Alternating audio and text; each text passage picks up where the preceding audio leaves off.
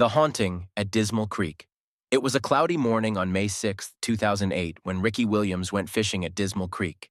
The 54-year-old loved the quiet of this place, where the only sounds were the water flowing and the occasional call of birds. But today, the forest felt strange. It was too quiet. Ignoring the uneasy feeling, Ricky cast his line into the dark water. Minutes passed with nothing biting, and the silence around him started to feel heavy. He couldn't shake the feeling that he was being watched. Suddenly, his rod jerked violently. Ricky grabbed it tightly as the line pulled hard toward the middle of the creek.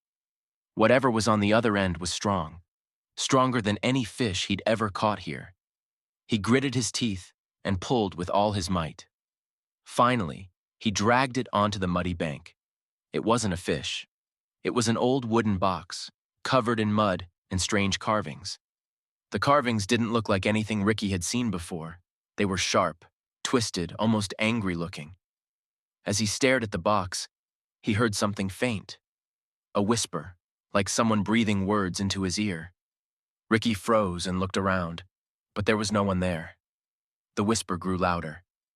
It wasn't coming from the forest. It was coming from the box.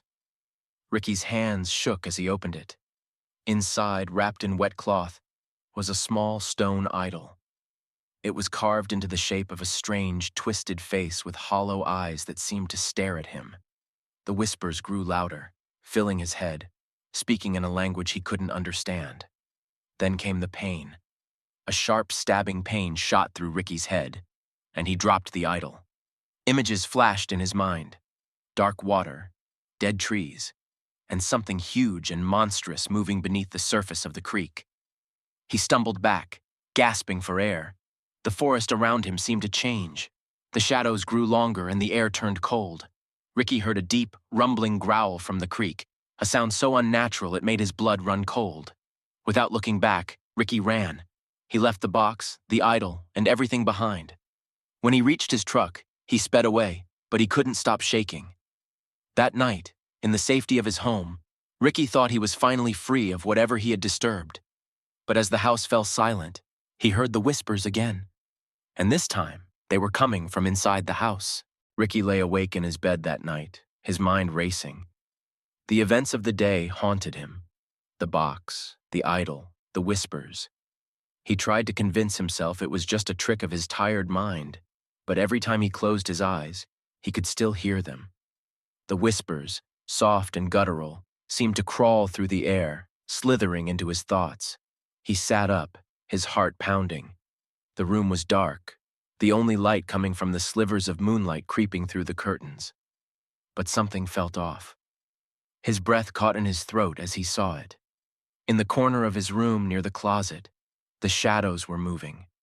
At first he thought it was just the play of light, but no. There was something there, something dark and writhing, like a living thing. He stood up quickly, his legs weak beneath him. The whispers were louder now, almost deafening. They seemed to come from all around him, filling his head, drowning out everything else. The shadows in the corner twisted and stretched, and then the shape became clear. A face, twisted, grotesque, with hollow eyes that stared straight at him. The same face from the idol. He couldn't move, couldn't breathe. The room grew colder, the air thick and suffocating. His mind screamed for him to run, but his body wouldn't obey. Then the voice came. It was low and rumbling, a sound that seemed to come from deep beneath the earth. "You woke us."